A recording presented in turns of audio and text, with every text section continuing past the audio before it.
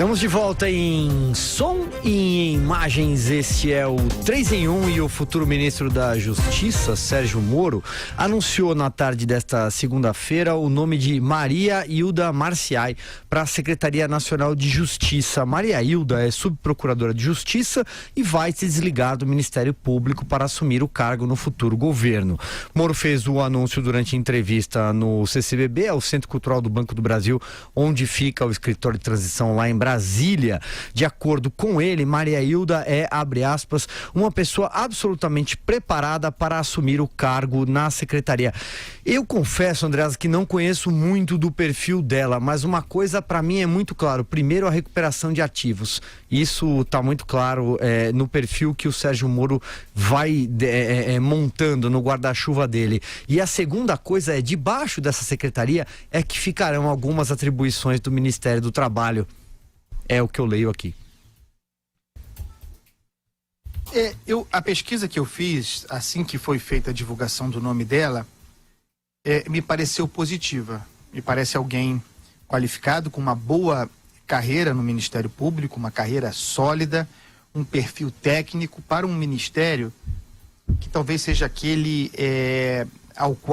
pelo qual tem o maior interesse, a maior curiosidade, né? É claro que o impacto no nosso dia a dia do superministério do Paulo Guedes, Ministério da Economia, será muito maior, a pressão muito grande pela reforma da Previdência e tal. Mas pensando do ponto de vista da novidade, o desenho desse ministério do Sérgio Moro desperta muita curiosidade, muita expectativa, no melhor sentido, né?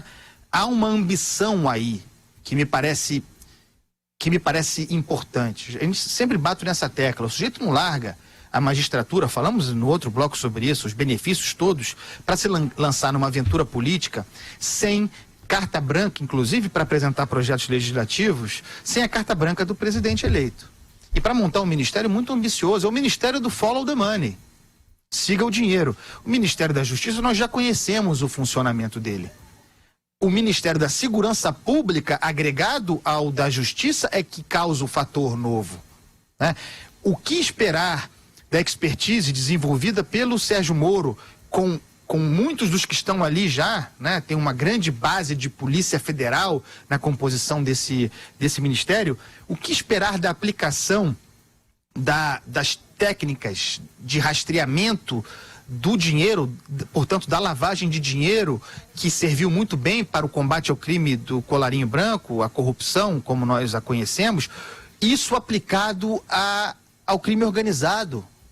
Quem vive no Rio de Janeiro tem uma expectativa muito grande de como estrategicamente o desenho desse ministério, a ambição desse ministério se aplicará ao combate do crime organizado que tomou esse estado absolutamente. E é evidente que o crime organizado, milícia, tráfico de drogas, jogo do bicho, tem tentáculos no estado, portanto no crime do colarinho branco, na corrupção.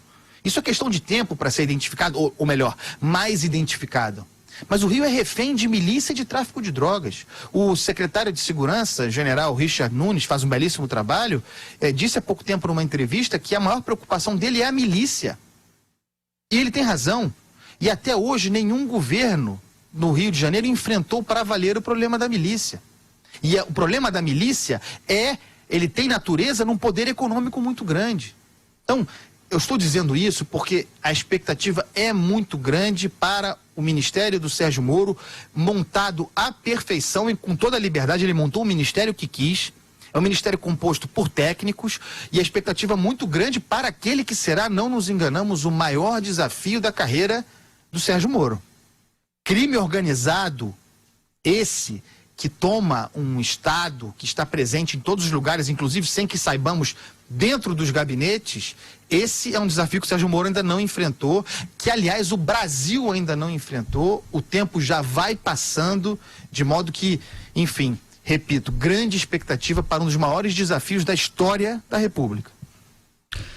Muito bem, vamos pro próximo assunto, reportagem... Eu ainda não falei do Moro. É verdade, Vera Malha. Levantando é eu falei tanto que... É verdade. Não, só para complementar um pouco o que o Andreasa falou, acho que tem alguns aspectos a mais aí para ressaltar. Essa procuradora, ela vem a ser a procuradora-chefe da República da 4ª Região. Portanto, é de novo o Sérgio Moro convocando alguém com quem ele já trabalhou na Lava Jato, com quem ele já tem familiaridade. Isso é importante para a composição da equipe, porque ele vai formando um time bastante azeitado em torno de si. Ele levou a Érica Marena, que é uma delegada da Polícia Federal muito próxima a ele, que teve na gênese da Lava Jato, teve um papel fulcral ali, parece até no filme da Lava Jato. Levou o Luiz Pontel, que é um delegado que também atuou com ele no caso Banestado, com quem ele sabe que pode contar e para que ele pode contar.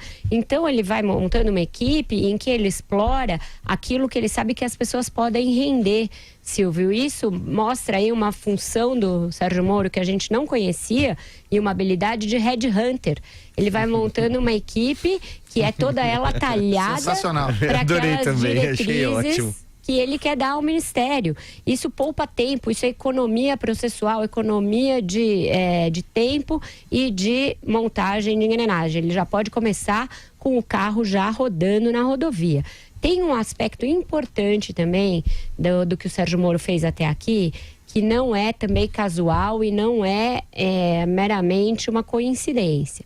A cada passo que ele vai dar na montagem da sua equipe, ele faz questão de descer pessoalmente ali ao prédio da transição e respeitosamente, simpaticamente, de uma maneira bastante paciente, conversar com os jornalistas, explicar quem são as pessoas, por que elas estão indo para aquelas funções. Ele não se furta a responder nenhuma pergunta, não dá piti, não vira as costas, não faz beicinho. Ele simplesmente vai lá e comunica o que ele quer fazer. Não o faz pelo Twitter, não o faz pelo Facebook, o faz numa coletiva de imprensa. Fez a coletiva mais bem organizada da transição, aquela lá atrás, quando foi anunciado, e tem feito quebra-queixos também eles muito organizados. Quebra-queixo é como a gente chama essa entrevista na grade, essa entrevista mais ou menos de improviso. Como nada no caso do Sérgio Moro é de improviso, isso tem uma razão de ser. Ele quer criar um canal privilegiado que ele já tinha na Lava Jato e ele vai assim aprimorando e lapidando com a imprensa, de modo a comunicar de uma maneira organizada, com uma narrativa toda ela concisa, coerente e que leva a um propósito do que ele se dispõe a fazer no Ministério da Justiça. Não é um amador, é um profissional que está assumindo ali. Então a gente vai poder analisar quase cientificamente os resultados que ele vai obter. Diga, Andreasa. Não, Vera, é porque enquanto você falava e falou sobre o Headhunter, o Lula, né, o ex-presidente Lula, mandou uma mensagem para mim dizendo que ele já sabia que o Sérgio Moro era Headhunter há muito tempo. Tamo animado hoje, tamo animado. Vamos